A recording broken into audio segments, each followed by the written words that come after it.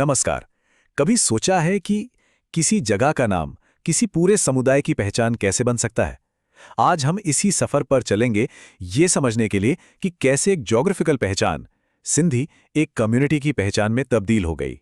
तो सवाल ये उठता है कि सिंधी जो कभी जाति थी ही नहीं, वो भारत में एक जाति जैसी पहचान कैसे बन गई।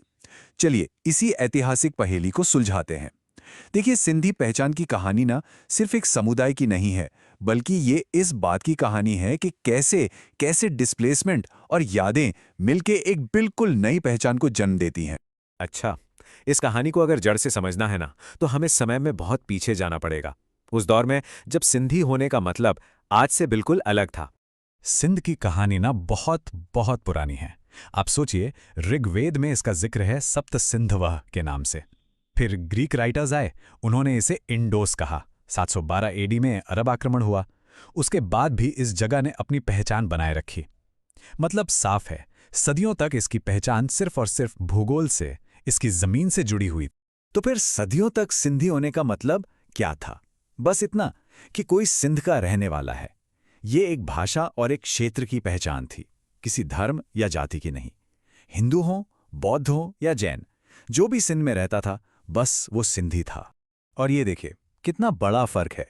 एक तरफ वो पहचान जो पूरी तरह से एक जगह, एक रीजन से जुड़ी थी, और दूसरी तरफ आज की कम्युनल यानी एक समुदाय वाली पहचान। तो सवाल वही है, ये बदलाव आया कैसे? बस इसी गुत्थी को हम सुलझा रहे हैं। और पता है, मिडीवल टाइम्स में भी जब हिंदू और मुस्लिम कम्युनिटीज साथ साथ रह रही थीं, तब भी सिंधी शब्द कोई जाति नहीं बना। हिंदू सिंधियों के अंदर भी आप देखें, आमिल और लोहाना जैसी उनकी अपनी अलग अलग जातियां थीं, लेकिन उन सबकी जो बड़ी पहचान थी वो यही थी कि वे सिंध के रहने वाले हैं।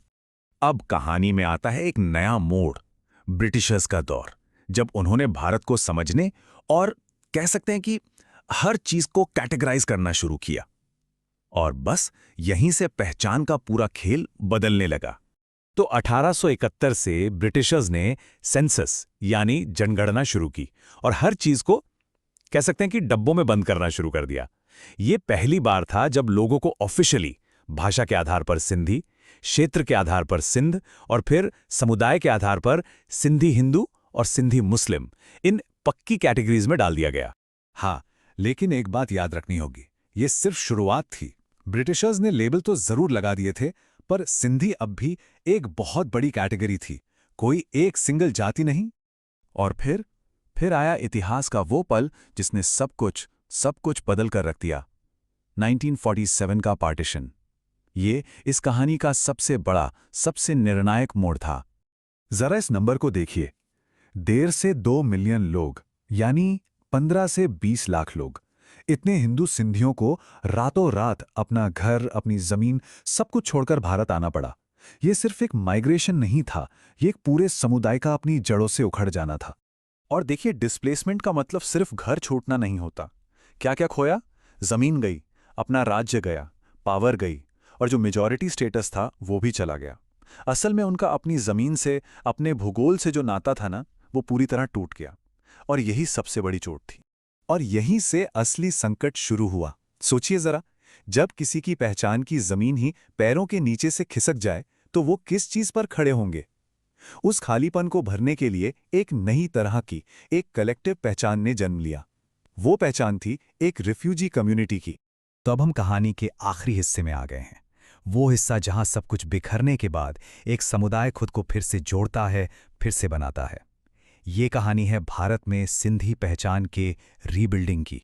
सोशियोलॉजी में ना इस प्रोसेस के लिए एक खास शब्द है, एथनिसाइजेशन, यानी जातीयकरण। इसका मतलब क्या है? इसका मतलब है जब कोई डिस्प्लेस्ड कम्युनिटी अपनी पुरानी रीजनल पहचान को एक नई परमानेंट कम्युनल पहचान में बदल देती है। और ऐसा क्यों होता है? ताकि वो एक समुदाय के तौर पर जिंदा रह सकें। हिंदू सिंधियों के साथ बिल्कुल यही हुआ। तो सवाल है, उन्होंने ये किया कैसे? देखिए, अपनी पहचान को बचाने के लिए बहुत सोचे समझे कदम उठाए गए, जैसे समुदाय के अंदर ही शादियां करना ताकि कम्युनिटी एक साथ जुड़ी रहे, अपनी भाषा और संस्कृति को बचाने के लिए ऑर्गेनाइजेशंस बनाए। असल में मजबूरी ने उनसे एक नया सोशल स्ट्रक्चर बनवाया जो बिल्कुल एक जाति की तरह काम करने लगा। तो इस पूरी कहानी का जो निचोड़ है वो इस एक लाइन में है। सिंधी पहचान कभी एक जाति नहीं बनी, बल्कि ये एक जाति जैसी सामाजिक पहचान बन गई। क्यों? क्योंकि जमीन तो छिन गई थी, पर यादें वो बची हुई थी।